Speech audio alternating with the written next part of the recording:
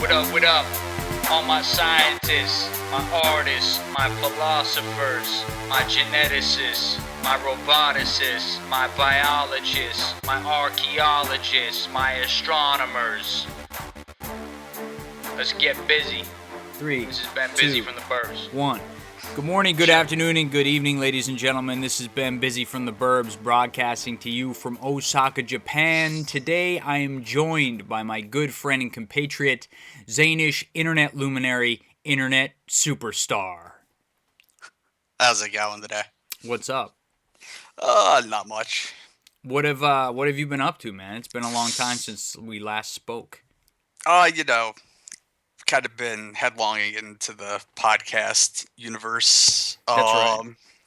Yeah, like I told you, I listen maybe 40 hours a week, and it's a pretty broad spectrum of stuff I listen to. Mm-hmm. A lot of it lately has kind of been more on the self-help end. Really?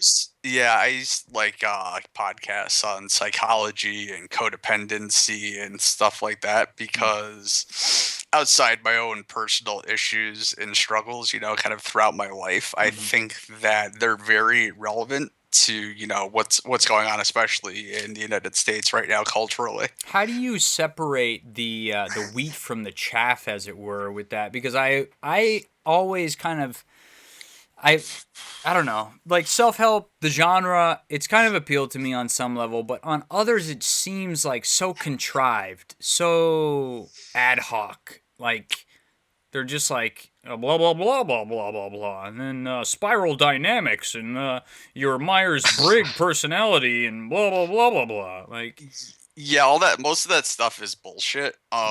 What I tend to my baseline generally is someone who has a doctorate in clinical psychology. Okay. And people who have extensive clinical experience in those subject areas. That's not always true though. Like, so you could have someone like you who knows nothing about psychology, for example, but you could bring on. Well, I mean, someone like you who knows nothing about psychology. I took psychology in high school. I know Freud. I know Jung. Right, Anyway. but you know. So, yeah, I know. I'm not a right. clinician. Like, right. So you could just bring on people who are all doctorates, or or people who have actual, real world experience in psychology positions and have a very informative, podcast. Oh, for sure. That's totally relevant and. Oh, I guess it does. You're not like listening to books on tape. I forget. These are podcasts where like guests are interacting. There's push and pull. There's a conversation that's happening. Right. Well, I read books too. I probably have about 10 of them. Mm-hmm. But most of them, they go down that road. Any that you would recommend? Any of those books that you would recommend to our listeners? Yeah. 1 second here. I actually have to. He actually has a stack of books like next to it, like on his desk that he's going to look at. So, one big trend in psychology and cognitive behavioral therapy at the moment is something known as mindfulness, which you may have heard of. Like, I kind of don't want to get into that because it's sort of a dense subject. But basically, psychology has moved more towards doing than talking, if that makes sense. I have this. There's this one book called Get Out of Your Mind and Into Your Life. It's sort of a radical departure from traditional self-help books and therapy. Like, basically what it's attempting to do is generally when people go into therapy, they go in with, I want to get to this point so I can start living my life. And what this book does is it teaches you how to do it right now. Okay. So the whole book is about creating space for yourself to live the kind of life you want to live while you're going through the recovery process. While we're saying right now, like what's the range that they're talking about?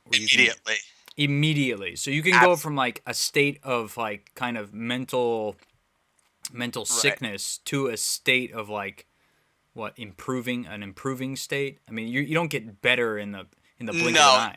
right. Well, the whole point of this isn't about getting better. It's about not letting being sick get in your way.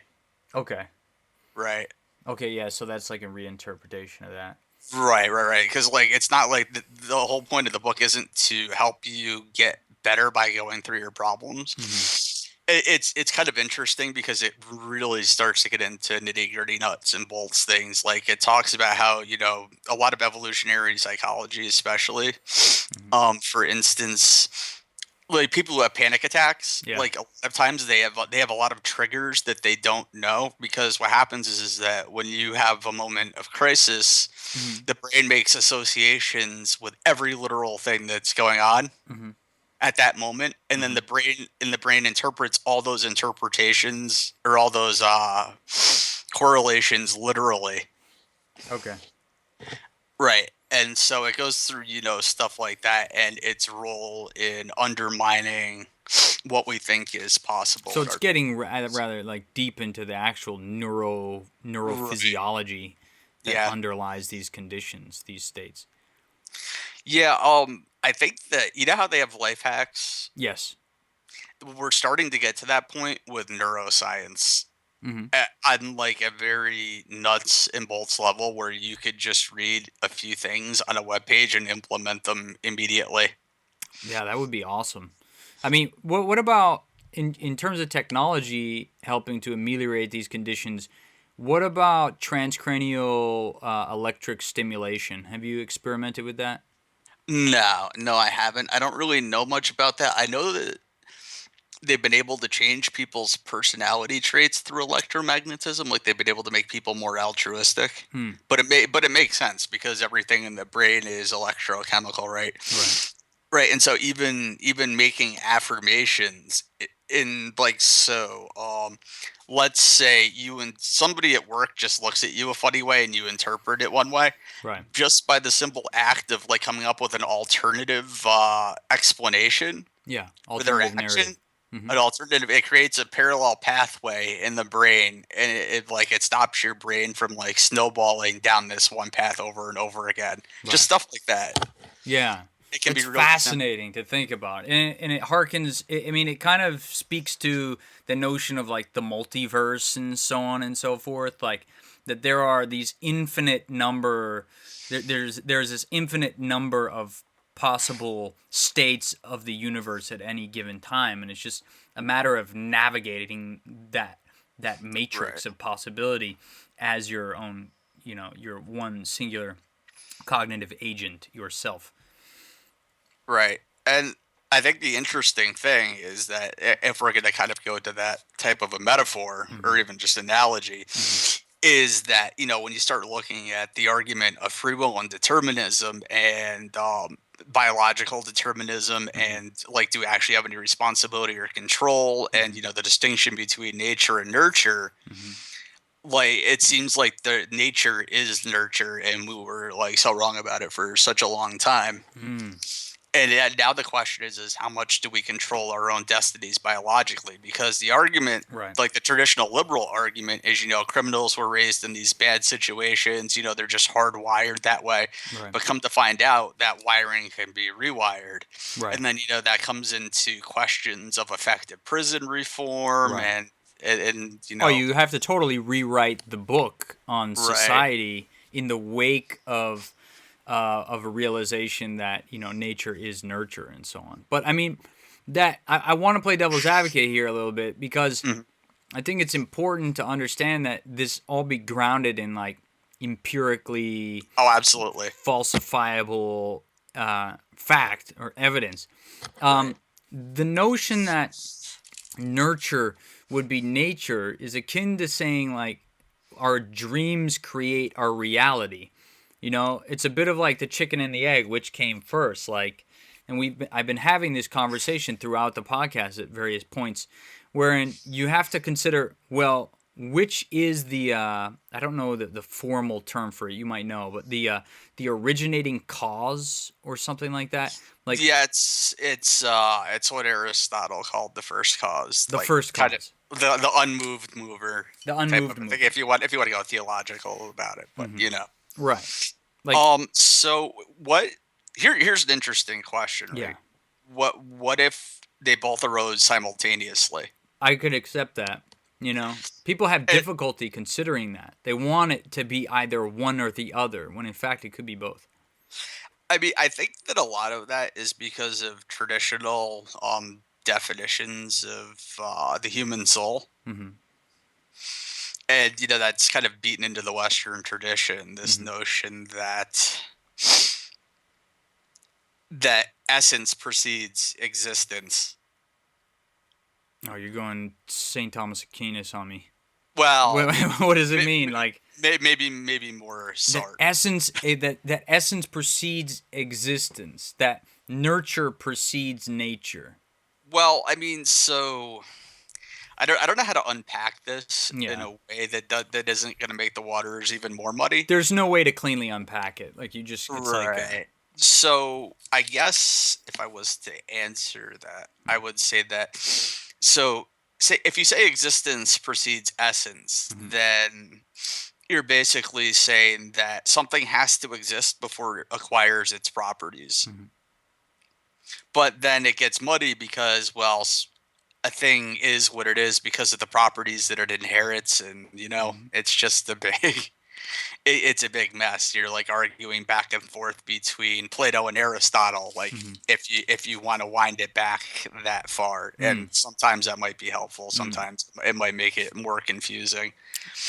Well, But mhm. so the idea is that who you are Mm. is what's God breathed into you before you're even conceived. Like I think that's like the idea of the immortal soul. And I think that like the Hindu reincarnation thing probably supports that on some level as well. Mm. At least the fact that karma follows you, so that Mm. Mm-hmm. But I mean, these concepts in and of themselves are rather vacuous on some level, right? I mean, these are theistic concepts. You're talking about reincarnation as right. if that is evidence to reinforce the claim of essence preceding existence. Like, we're I don't using. believe that's true. Okay. See, I believe. See, I'm really confused by new atheism because they seem to be looking for some kind of objective Define value. for people what is new atheism. Um, the other day I was actually listening to a podcast where someone was saying that new atheism is simply atheists saying, "Hey, I'm here." Yeah. But I think new atheism is just another expression for secular humanism. Okay, so this is not Dawkinsian Um, atheism. well, I mean, it's kind of that. It's there is no God and there's no keeper, Mm-hmm. of the light at the end of the tunnel. You know how Hunter S. Thompson put it. Okay. And so we have to apply utilitarianism to humanity in the broadest possible way to alleviate the most amount of suffering. It's almost Buddhist Yeah. in its own way. I wanted to bring that up. The whole mindfulness, the swing towards mindfulness in psychology itself is deeply rooted in Buddhism. Like, this is the Right. result of that. I'm not that well versed in Buddhism. My limited forays into it were a couple of classes that I took in college on comparative religion, which are of course philosophy classes. I've read The World's Religions by Houston Smith, Okay. and he's sort of I don't know if you want to see he's the world's foremost expert, but I think he's the most well-known person in terms of comparative religion. Like he went and lived with the Hindus and the Muslims and the Jews and the Christians for several years, and like really immersed himself. Yeah, he's actually friends with I believe Terence McKenna. Really? Yeah. Was he friends with Alan Watts as well? Alan Watts did a lot too. That I don't know. You can find a lot of really interesting Houston Smith talks on YouTube, though. Like he's definitely done a lot of PBS type interviews. He has a very interesting perspective. So that's basically what happened in the 60s with the advent of free love and LSD and rock and roll and Woodstock and so on and so forth.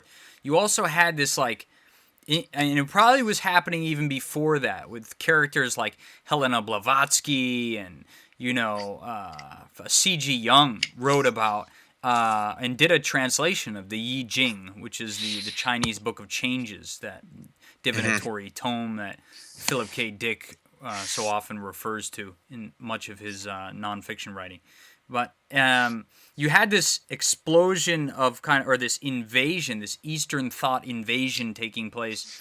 And we had opened the door, I think in large part due to the fact that we saw our pre-existing ethno-spiritual systems, like they no longer fulfilled a need that we needed to have fulfilled. So we looked outwards, and now with the swing towards mindfulness in psychology and the swing towards different paradigms in medicine, whatever the case may be, if it's acupuncture, massage, or just meditation in general, that here you have the fruits of that invasion kind of presenting themselves. Right. The first thing that comes to mind, and when I listen to intellectuals talk about this, they almost talk about it in the way that we would, like, if we went to China and ate the food, and then we thought about what American Chinese food is. Well, they basically kind of say that the same thing happened with Hinduism, that it's this watered down. And one thing that I learned, one of the first things that I learned from Houston Smith, is that Hinduism is actually kind of a collection of like thousands of different little religions, and that. But it's kind of like the grass is greener. Anything foreign is exotic. Right. It's like it's almost like Hinduism or Buddhism are accessories for a lot of people, but you could say that about Christianity too. It's just religion in general often serves as an ornament and less as an actual system that you interact with. It's like a means by which you can solidify or create an identity. An identity is so necessary. It's one of the auxiliary reservoirs of identity that kind of hang out in culture. I mean, look, the one thing that I will say that's positive about Christianity is that they will accept almost anyone, and they will accept them almost immediately. So if you just fuck up your whole life, you do your boozing and a whore, and you lose your wife and your kids and your job. If you walk into a Christian church and you say, "I believe," they will immediately take you in, no questions asked. Like General Butt Naked in Liberia, who like murdered children and ate their internal organs, and now is a pastor. Right, and that's kind of troubling to me because of how gung-ho they are on capital punishment, and like how little empathy they have for criminals. You mean Christians in general? Yeah, Christians in general. Of course, you're referring to... Well, I'm not Christians in general. I want to say that I'm referring to evangelical Christians. Evangelical Christians. You're referring to the like kind of extremist elements, or maybe not even extremist elements. Some of the mainstream elements in those religions, right? Right. Even if you listen to someone who doesn't push a a religious narrative like Rush Limbaugh. Like he's still like pushing that, liberals are soft on criminals type thing. Sweet Rush Limbaugh. What a sexy man. Basically an Adonis. Let's be honest. Yeah. Well, basically an Adonis. All that hydrocodone that he like funneled through the black market just. Yeah, he was involved in like some pretty heavy OxyContin like trafficking at one point, wasn't he? Did you know that they actually busted him using the Patriot Act? No shit. Yeah, and then the irony of ironies on top of that is the ACLU ran to defend him immediately. What? Yeah. Are you serious? Yeah, wow. I think that was political posturing on their part, because they're like, I mean, I can't. That's such a joke. But like, how could they not go stand up for Rush Limbaugh? Because if Rush Limbaugh like has to accept their help, then that like invalidates everything negative he's ever said about the ACLU. So that's a very clever move on their part. Absolutely, I would have totally endorsed that on their part as well. That's hilarious, unbelievable. Right.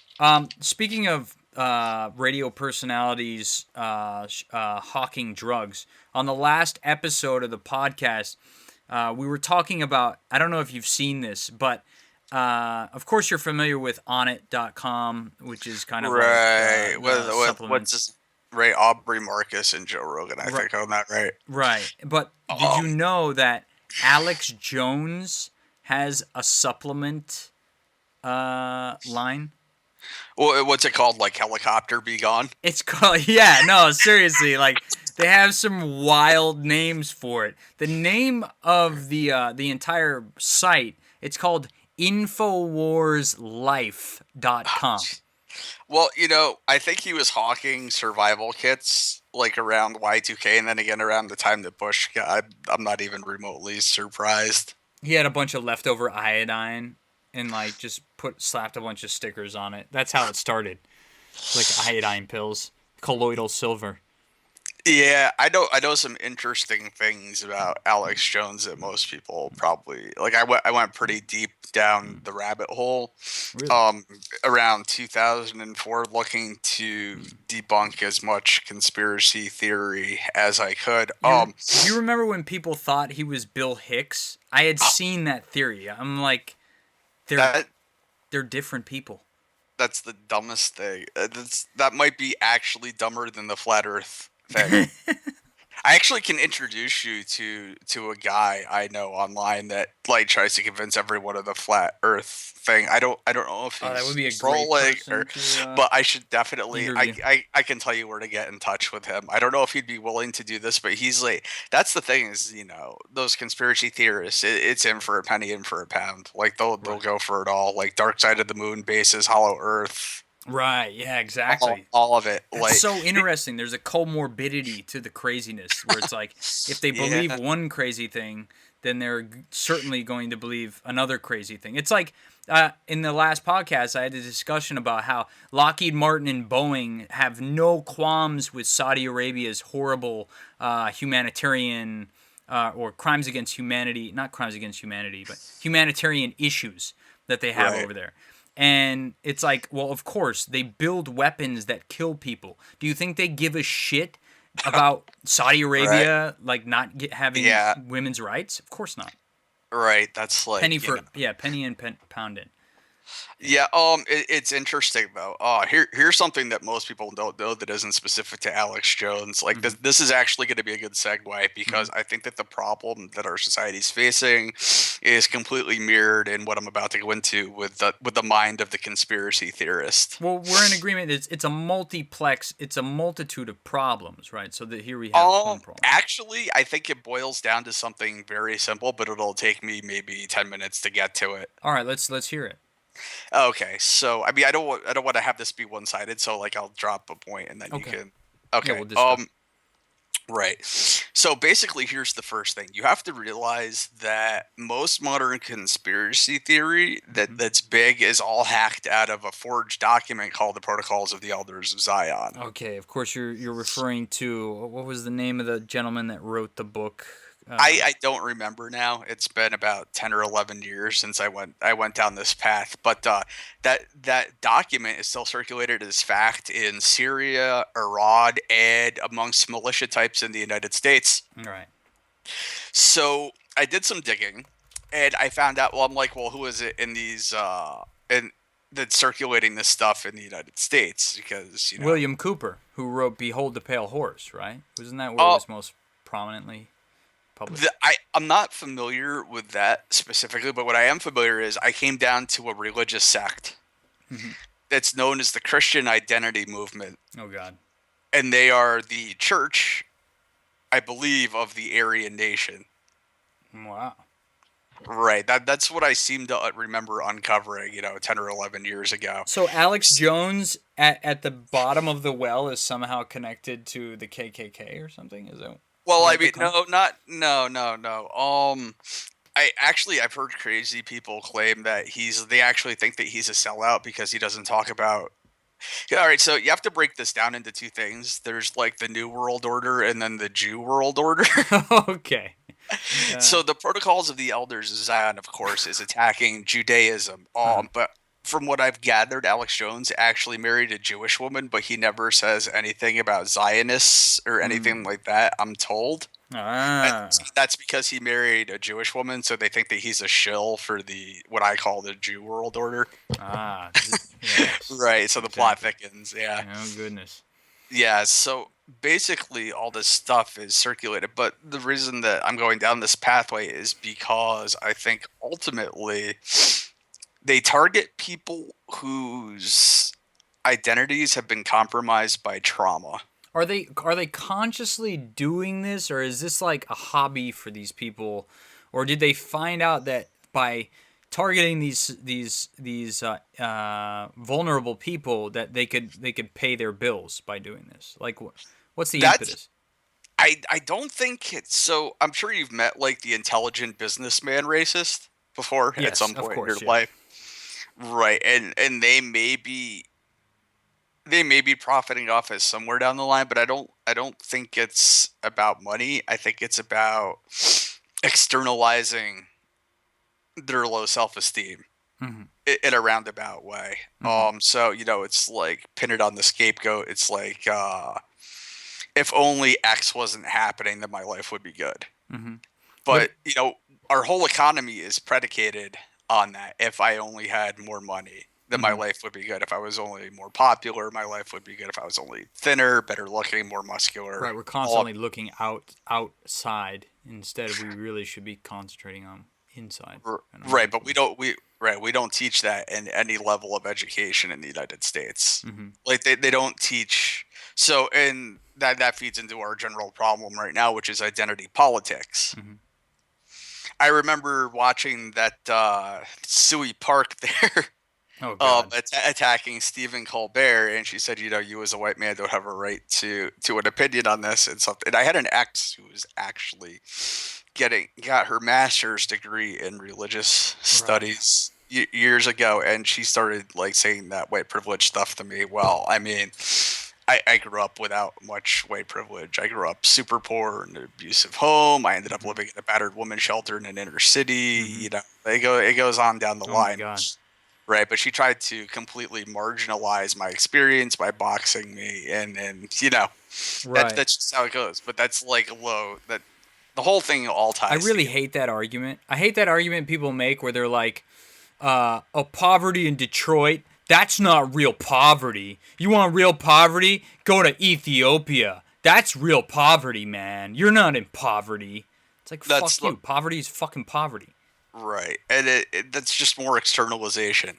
Your attempt. It's so basically what I've learned in my studies is that people. It all boils down to shame. Mm-hmm. And when people feel shame, they play hot potato with the shame ball. Okay. Right. So that's them. They feel like some level of shame, so they're throwing it on someone else. They're shaming someone, saying that their feelings are invalid Mm-hmm. because it doesn't compare to some other external thing. Mm. So like when I kind of got away from like the way I wanted to unpack this, Okay, sorry. but that's okay. I just think that there's a lot of middle stuff missing that I'm not sure how to fill back in So now. the But conspiracy theories, like, you have people that believe in conspiracy theories. so right, it's about externally validating. I know something that other people don't. They're the sheeple, yada yada yada. It's like the Ah. same. It's the same as some guy saying, "I work on Wall Street. I have the in. These people don't know anything." It's like the same narrative over and over again. I see.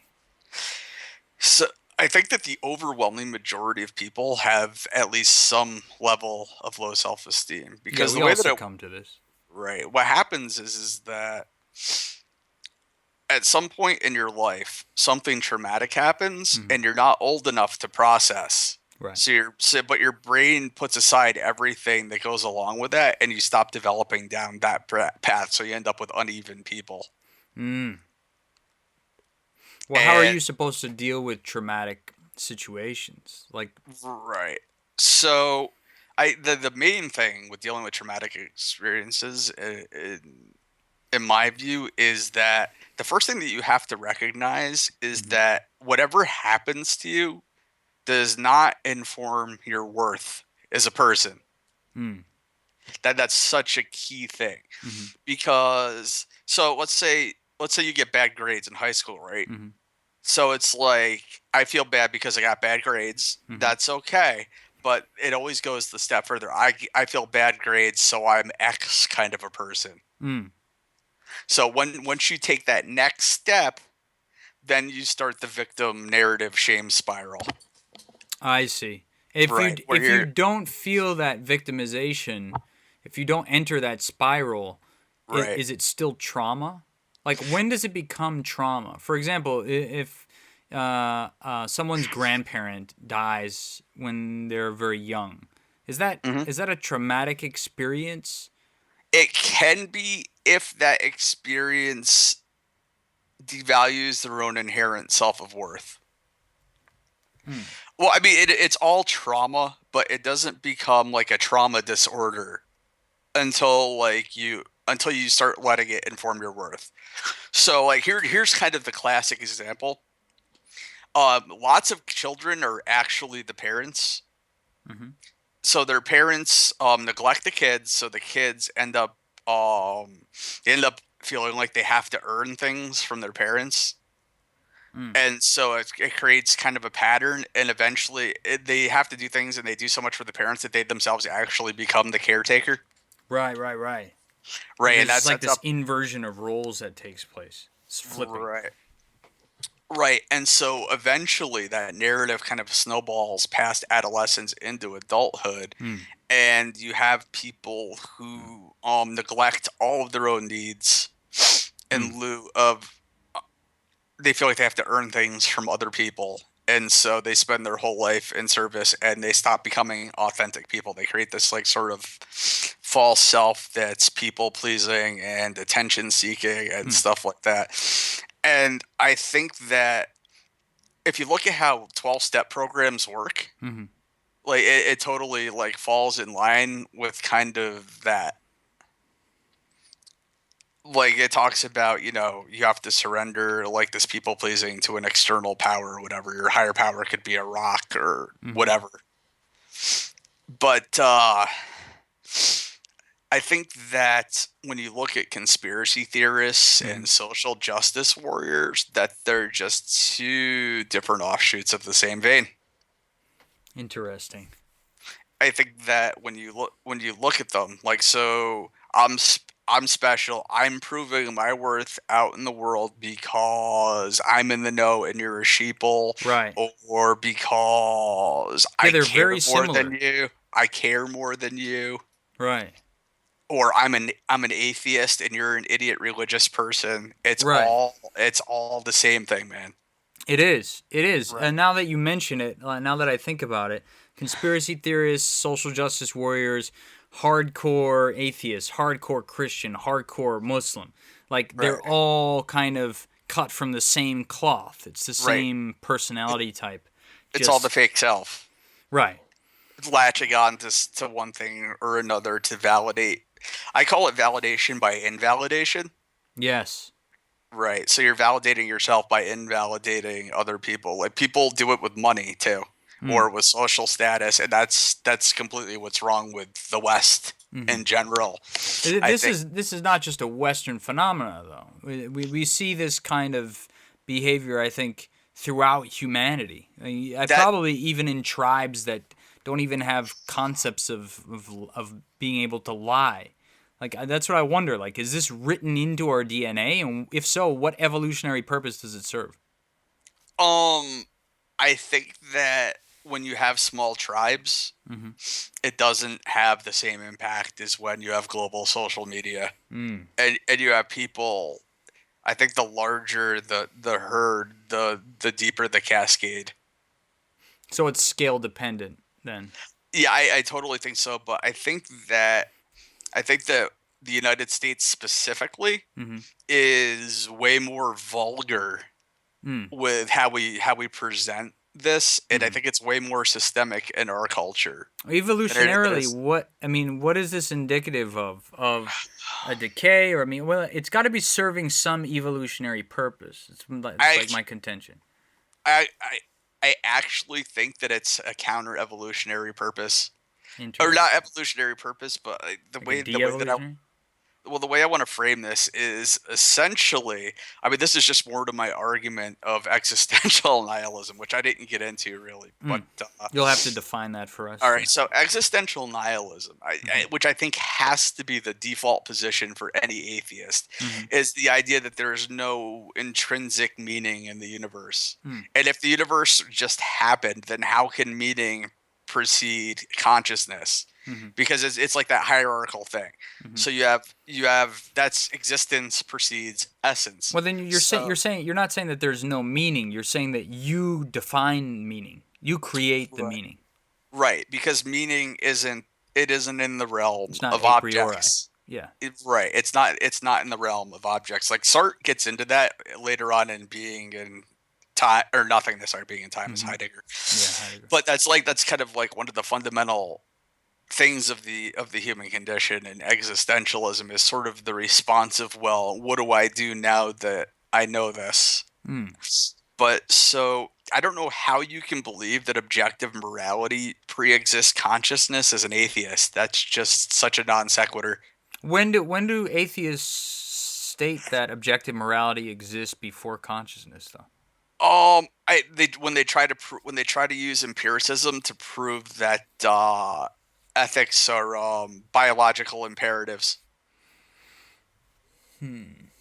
That's saying that nature is kind of an entity, and that it has like some sort of intention to it. That human beings are cast into the world with some sort of an intention. When the reality is that human value runs the entire spectrum, right? With 7 billion people, you're going to find people with every possible configuration of values. I think we've discussed this before.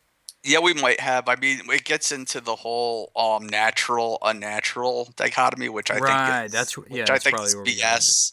Right. I think that's kind of a BS distinction. It's implying that humans are somehow outside of nature. Right. Like a nuclear power plant is just as natural. I think Rogan makes this point as well. I've been making it for some time. These things are just as natural as a star or a rock. They're just like more degrees removed from the Big Bang, essentially. Right. Which in the grand scheme is like there's no difference between a space shuttle and a volcano. Right. I mean, it depends on the scale that you're looking at the universe on. If you go down to, to the nano level, it doesn't translate to the higher level. I mean, crazy things come out of complexity. I mean, look at consciousness. Right. I'm still trying to parse your statement that atheists believe that objective morality precedes. Not all of them. Like, what is an example of an atheist who believes that objective morality precedes existence? I would think that like every atheist worth their salt who subscribes to the scientific method and empiricism would accept the fact that you would have to have something to exist before it could think to exist or know that it does. I think that they're looking for non-human like natural constructs, but it's like attempting to apply biology to validate morality is I think it's down that road. I don't have specific. That smacks of like eugenics, but I get that vibe from Sam Harris pretty often. Okay, that like this kind of manifest destiny, like he is by default more correct or less wrong than a theist? I mean, I don't remember now what gave me that impression of him, but I definitely got the impression. Is he like an atheist eugenicist? Like how are you characterizing him? I'm not characterizing him at all. That's just the vibe that I got from him, is that I think that he thinks that objective morality can be validated through biological research or something. I might be totally off on this, but that's just what I seem to remember. Like, I have to go back through it. Isn't that kind of like what Hitler wanted to do too? Like with the final solution, like wasn't he like the Aryan race is objectively more moral because of these biological traits? Like, yeah, I mean, I don't know how far into that Hitler himself really was. It seemed to be more like Himmler. Yeah. Yeah. But Hitler gets a. This is going to sound kind of. This is gallows humor, but Hitler gets a lot of credit for some of the yeah, some of the shit that right, Hitler's whatever entourage is responsible for. right. Actually, I was actually thinking about. I actually wrote a paper on why I think that. So this is interesting, but under the Weimar Republic, Hmm. the Germany was Mhm. the most educated population in history up until that point, Scary. and yet the most any intellectual movement in history, the Nazis, Mhm. were allowed to take over that. And how could that possibly have happened? Because I think Through that that's academia, right? I mean, isn't it? to some extent, yes, but it's a complicated answer that actually goes back to the differences between ancient Greece and ancient Hebrew culture. Interesting. But that's You mean that's ancient Roman and ancient Hebrew no, culture? No, no, Greek. Greek, right? It goes back to reason versus unreason, Hmm. and so What is like an unreason? so unreason. So it was cast like this. There's like the Greek man of reason, and then the Hebraic man of passion, Hmm. where it's like I feel my truth versus I induct my truth from Hmm. the things that I see in the world. Hmm. And Catholicism is basically Greek reason applied to Hebraic faith, Hmm. like The through synthesis. right through Calvinism and Aquinas and Augustine, Hmm.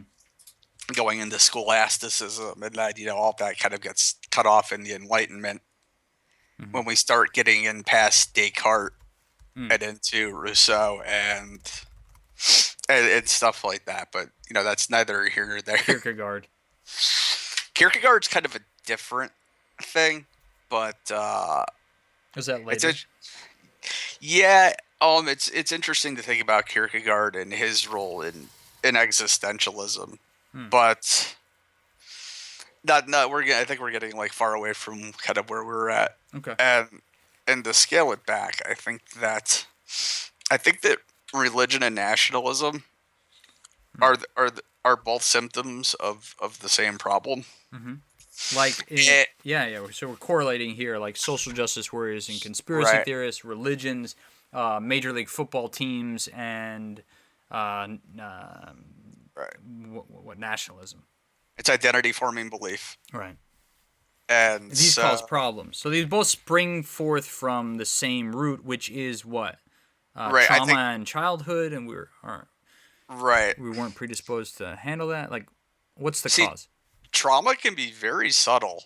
Just your parent like neglecting you subtly Yeah. can totally fuel this internal narrative of worthlessness. Doesn't that kind of fuel? Doesn't that give fuel to the helicopter parents of the world that are kind of producing the SJWs and like the unreasoned masses? Not to say that I they're Hebraic, but I'm saying like Well, I mean that's kind of the thing though, is that a lot of these, like Suey Park for instance, her parents are rich right. last I checked, Yeah. and Father's a so doctor or mother's a doctor or something like that. right, so there's that sick sad irony of her talking about other people's privilege Right. when she's more privileged than probably 95 to 99% of people in America. I don't know if her parents are actually in the 1%, She's more but privileged than I am. I mean, that's. But of course, she would disagree because right, I'm a white male. So obviously, by default, right. I am responsible for everything bad that ever goes wrong anywhere in the universe. Well, all those positive Asian stereotypes are just terrible. Hmm. Right. You know. Oh no, I mean seriously, like if I was stereotyped as being really intelligent and good at math, I'd cry myself to sleep at I night. know. I don't know what I would do I with myself. So right. okay, so they stem from the same like what is producing it? Is it trauma? What is producing this response for nationalism, for religion, for So SJWs and conspiracy theorists? I think that our culture and Christianity itself is codependent. So let me frame this. Codependency is that feeling of internal worthlessness and needing to externally validate it. Mm-hmm. Boy, doesn't that sound like original sin in Christ's redemption? Original sin is the same as codependence. Yeah, I mean, it puts you into a codependent state, I but I mean, it wouldn't. is. I mean, it is codependency though, because it's saying that you're worthless without Jesus Christ to save you and to give you Oh, value. okay. Yeah, but that's it's initiating a codependent state, but it's not Right. a codependent state. It's like an initiating Right. Well, device. I mean, but that's been the driving narrative, and then when you couple that with the American dream of you know, Life, liberty, and the pursuit of happiness. yeah, but that's not what it is anymore, really, is it? Now it's get more stuff, make more money. Mm-hmm. I mean that's how all these corporations are profiting off of people. It's like they're completely pandering to low self-esteem with image and money. And when I ask How much of somebody, this thing, though, we're saying pandering? How much of it is done deliberately, and how much of it is how much of these much of this is perpetrated as a result of just a lack of mindfulness? Like these people are just ignorant, mindless zombies that go to work. They are the racist rich businessman, and they're just not aware. It's just see that I on one level I might buy that, but then again they spend all this money conducting these marketing studies in Mhm. which they bring in eggheads to finally parse what it takes to attract audiences X, Y, and Z. Hmm. They've like made a real science out of They made a science advertising. out of it. Yeah.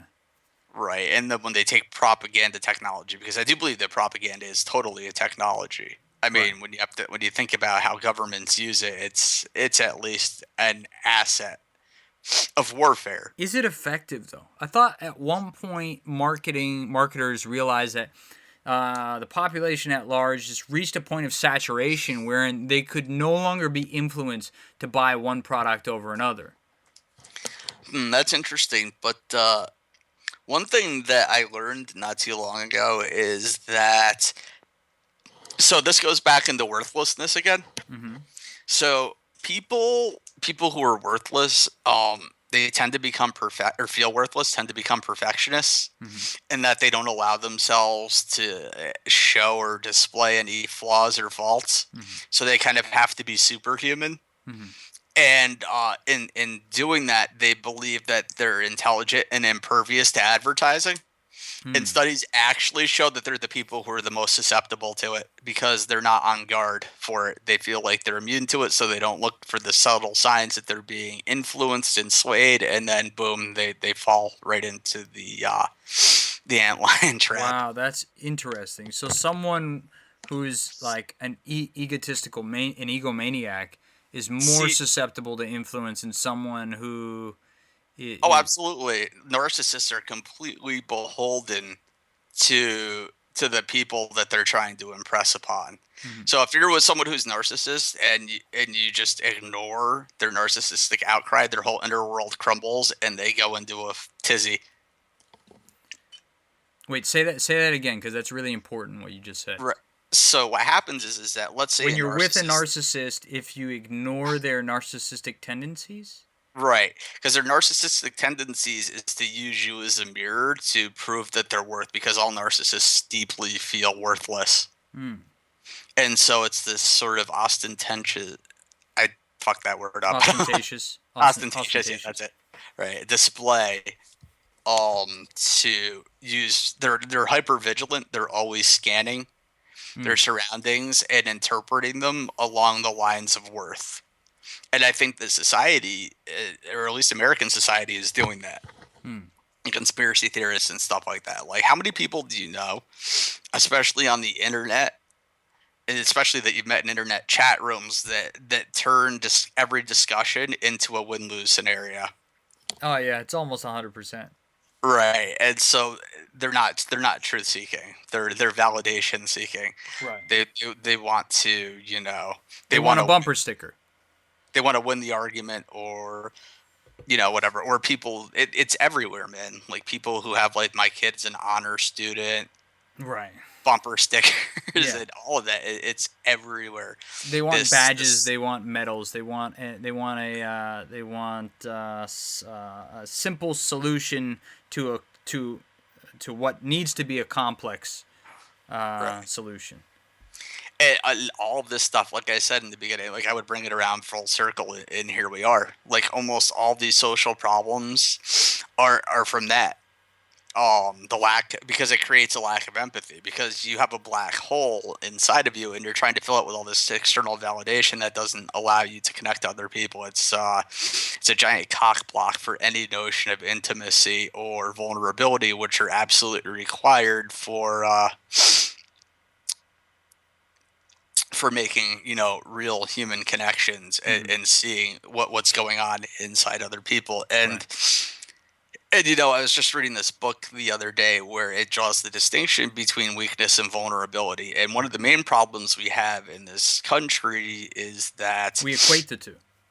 Yeah, absolutely. And especially as that pertains to mental health issues. Like, look how stigmatized mental health issues are. Suck it up, pussy. Right. Like you hear that everywhere. That's like the culture narrative, and that's what they're telling people too. When like they're like, "I'm poor," they're like, "You're not poor. Suck it up, pussy. This other person has it worse than you." Pull yourself. Right. Exactly. That's not poverty. Right. You don't know pain. Like my boss. Right. Anytime that like I say I have something bad going on, like she like brings up something that she has going on worse. Yeah. It's like, why do that? You don't need. It's not a contest. Right, and they make everything adversarial because their worth is on the line in every single interaction. How do you contend with that, though? Like, what's the solution there? So we've been talking a lot about the problems. What are the solutions? Okay, so it's cognitive behavioral therapy is a big one. Basically, become the Buddha. Well, I mean, I have problems with Buddhism. Yeah. But I mean, Buddhism is actually kind of antithetical to my worldview. Really? Yeah. I mean, I'm sure there are some qualities of it. Everyone loves the mindfulness. Everyone loves the meditation. Yeah. But few people really understand that. Buddhism suffers from just as many of the systemic, hierarchical problems that result in a patriarchy that any Western religion suffers from as well. Absolutely. Although I do believe that Hinduism makes more social sense than Christianity because it's so diverse. It cradles pleasure seeking instead of demonizing it. And I think that one thing right there makes it way more socially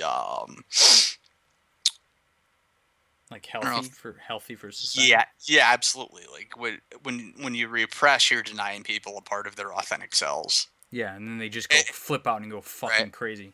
Right, and Hinduism says that pleasure seeking is the legitimate path. It's the lowest path, and you can go on that path if you want to, and you're not going to get shamed. Yeah, I mean, we live in a shame culture. I mean, it's sad. Like this anti-cyberbullying thing is shaming people for shaming. Right. Yeah, That's it's all weird. like, that's so weird.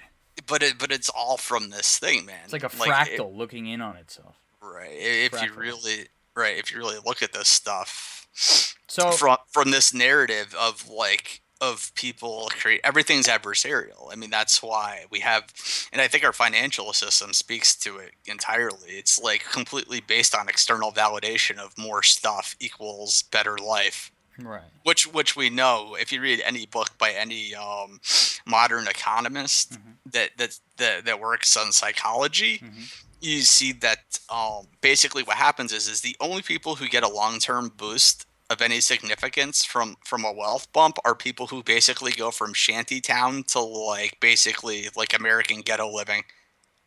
Interesting. Just an incremental change. I mean, relatively speaking. Not saying that shantytown to U.S. ghetto isn't a big jump or is a small jump. It's a gigantic leap going from having to eat bushmeat to getting having indoor to plumbing. getting government benefits and Section 8 housing and stuff like that. So, and not having I mean, there's definitely existential threats in the ghetto, no doubt. But the level of it, you don't hear about plagues wiping out half of the Bronx. There's no Ebola in the Bronx. Right. Yeah. You're not going to end up losing a whole section of people because of a disease. Like, No. So in the last in the time that we have remaining, we have about a little over 6 minutes left in the broadcast. What are the solutions? What you named cognitive? What was it? Cognitive something? cognitive behavioral therapy. So Cognitive basically, behavioral therapy. Can you administer that on a mass scale? And what would it's a that look very like? it's like you can do it yourself. Right, but I Just mean, start. if we're looking, okay. So maybe is this a solution that can only be implemented within each individually Yes and no. until it I reaches like a critical mass, and I then it's think it's like the I 100 think it's monkeys. I think it's like philosophy. I think it's a toolkit that you give people. There's no way to like this is I'm really big on this theory of like, okay, you could say that I'm succumbing to the same kind of nefarious desires as the people in the marketing teams that are looking to manipulate vulnerable people, but I want to somehow like use the tools of the mass media in Right. order to bump up the resilience of people and It's make them right. stronger in this regard. So there's this thing called shame resilience Mm-hmm. that's taught in therapy now. Mm-hmm. But I think that you can show people that even at an elementary level that there is a difference between facts and feelings, and between facts and feelings. So the way that I wish we had more time because this this part of the conversation is kind of really a barn burner. But basically, what happens is that people confuse facts and feelings all the time. Mm-hmm. Something feels true so that they think that it is true, but they don't realize that between fact and feeling, they're interpreting the facts, and even just making Right. that recognition is a gigantic game changer, Right. because it's like, well, then you're open all of a sudden to alternative narratives, and going back to what we were talking about with cognitive reprogramming by creating parallel pathways. Boom, it's right there. Right. You can offer And people a way out, like right. maybe to a different way. Right, and then making the distinction between obviously what we were talking about before, between weakness and vulnerability, making the distinction between guilt and shame just at an elementary school level. I think that you can find clever ways to teach that to children, or even at the high school level. But I think that parental education, because like it's hard because you want to blame your parents for everything, but they didn't even have the internet. Right. I mean, maybe they had a book by Dr. Spock at best.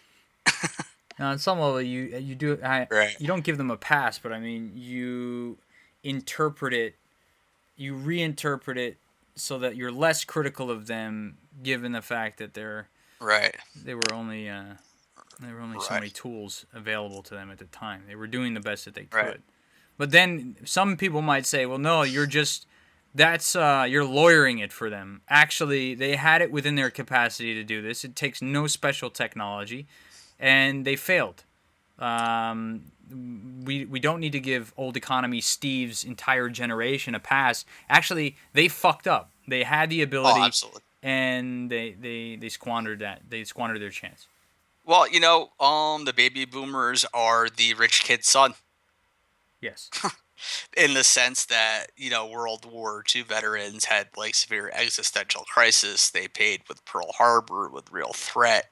Mm-hmm. And, they earned like all these things for themselves in terms of identity and stuff like that. But it didn't go over to their kids. They're the rich man's son. They didn't have to work for the money. Right. And so the meaning of the money is lost on them. Right. Right. And they're like the absolute extreme example of chasing the dragon in terms of, but that's how people get into financial trouble.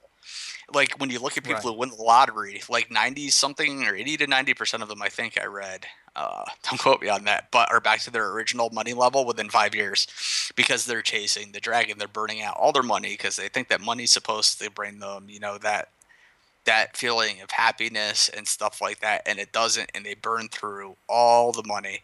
Leave it to the baby boomer generation to be in charge when one of the most devastating financial crises to ever hit the United States, hits.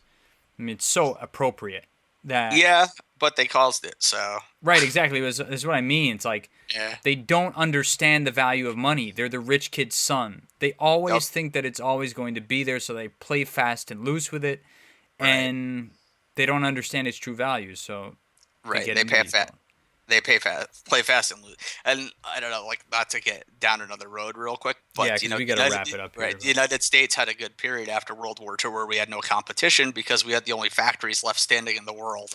Yeah. And I think that created like a delusion of what American power and, like, when you dump that into American exceptionalism, look out, you got a tornado with rocket fuel. Yeah, that's a very dangerous combination. Right. Yeah, that'd be a fascinating second conversation. Yeah, absolutely. There's a lot. We've opened a can of worms here. I'm glad that we did. Zanish, thank you very much for being on the program. Problem. If anyone would like to reach out to Zanish, how can people get a hold of you, or how can people talk to you? They could just email me at zanish@yahoo.com. And that's XAINISH@yahoo.com. Again, if you like what you heard today, if it was entertaining, if it was educational, please click the PayPal link and donate to the podcast. We appreciate all of your support. Again, thank you very much. Thank you, Zanish, and we'll see you on the next program. All right. It was good. Thanks.